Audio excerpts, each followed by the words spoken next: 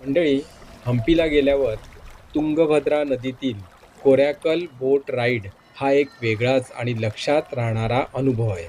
प्राचीन विजयनगर साम्राज्याच्या अवशेषांना पाण्याच्या पातळीवरून पाहण्याची संधी या छोट्या गोलाकार होडीमुळे मिळते. कोरॅकल ही पारंपरिक गोलाकार होडी आहे. पूर्वी तिची रचना बांबू किंवा वेतापासून करून त्यावर चामड्याचे आवरण केले जात असे. आजच्या होड्यांमध्ये बांबूंच्या सांगाड्यावर जलरोधक प्लास्टिक आणि बिटुमिनस सामग्री वापरली जाते. साधारण 8 जणांपर्यंत प्रवासी बसू शकतात. मंडळी, या होडीची खासियत म्हणजे ती साध्या होडीप्रमाणे सरळ न जाता गोल गोल फिरत फिरत पुढे जाते. नावाडी एका लहान वल्ह्याच्या साहाय्याने होडीला दिशा देतो. काही वेळा तो मुद्दाम होडी वेगाने गोल फिरवतो आणि त्यामुळे प्रवाशांना एक मजेदार, थरारक अनुभव पाहायला मिळतो. मंडळी, हंपीमध्ये कोरॅकल क्रॉसिंगची प्रमुख ठिकाणे विरूपाक्ष मंदिराजवळील घाट, कोदंडराम समोरील नदी किनारा आणि विठ्ठल मंदिराजवळचा परिसर अशी सांगितली जातात. यापैकी विठ्ठल मंदिराजवळचा भाग विशेष लोकप्रिय आहे.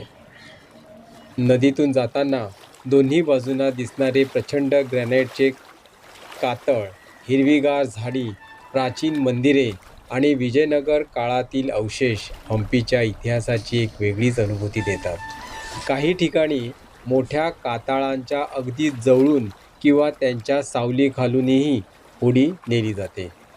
या होडीचा उल्लेख सुमारे 500 वर्षापूर्वी हंपीला भेट देणाऱ्या पोर्तुगीज प्रवासी डोमिंगो पीज ह्यांच्या लिखाणातून आढळतो.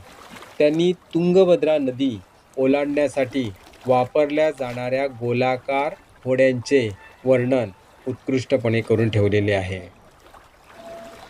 मंडळी, आज कोरॅकल राईड ही केवळ नदी पार करण्याची साधने राहिलेली नाहीत. ती हंपीच्या इतिहास, निसर्ग आणि साहसाचा सुंदर संगम बनली आहे. विशेषतः सूर्यास्ताच्या वेळी हा अनुभव अधिक सुंदर वाटतो. मावळत्या सूर्याची किरणे नदीवर पडतात, आजूबाजूचे काळसर कातळ सोनेरी दिसू लागतात आणि शांत वाहणाऱ्या तुंगभद्रेच्या पाण्यात हंपीचे प्राचीन अवशेष एक वेगळेच रूप धारण करतात. इनक्रेडिबल इंडिया देखील सूर्यास्ताच्या वेळच्या कोरॅकल अनुभवाची शिफारस करते. सध्या उपलब्ध अधिकृत पर्यटन माहितीनुसार कोरॅकल क्रॉसिंगसाठी साधारणतः सकाळी 10 ते सायंकाळी 5 अशी वेळ दिली आहे.